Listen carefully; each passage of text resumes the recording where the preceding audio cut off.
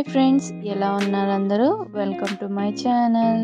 Hi అండి, నేను ఈరోజు మీకు చూపించబోయే వీడియో ఆమ్లెట్కి కావాల్సిన పదార్థాలు 3 గుడ్లు, ధనియాల పౌడర్, పసుపు, గరం మసాలా, కారం, క్యాప్సికమ్, ఉల్లిపాయలు, పచ్చిమిర్చి, క్యారెట్ ఇవన్నీ సన్నగా తరుక్కోవాలి. ఈ మసాలాలన్నీ గిన్నెలోకి వేసేసుకుందాము.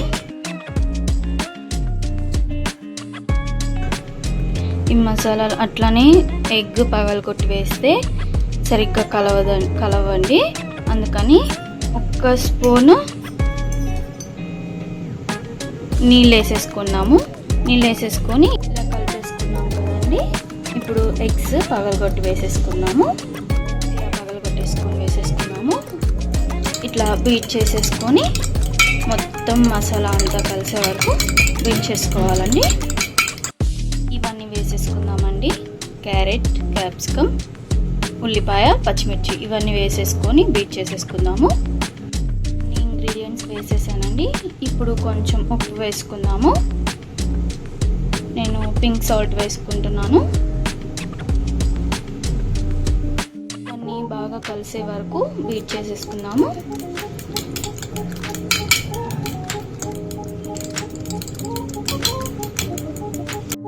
కడాయి పెట్టేసుకొని స్పూన్ ఆయిల్ వేసేసుకుందామండి.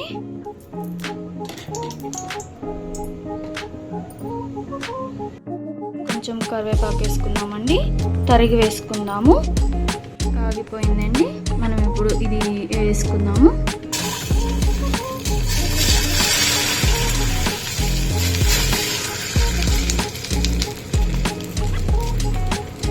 ఇలా వేసేసుకున్నాక కొంచెం సేపు మూత పెట్టేస్తే మొత్తం ఉడికిపోతుందండి. చూసారు కదండి. ఇప్పుడు మూత తీసుకొని చూసుకుందాము. ఆమ్లెట్ ఉడికిపోయింది. తిరగదిప్పుకుందాము. కొంచెం ఆయిల్ వేసుకుందాము.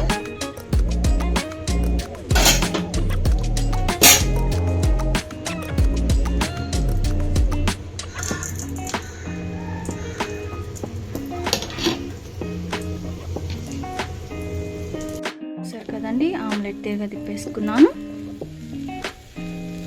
రుచికరమైన ఆమ్లెట్ రెడీ అయిపోయిందండి. చూడండి, మనం వేసుకున్న మసాలా గిన్నెకి కొంచెం కూడా అంటుకోలేదు.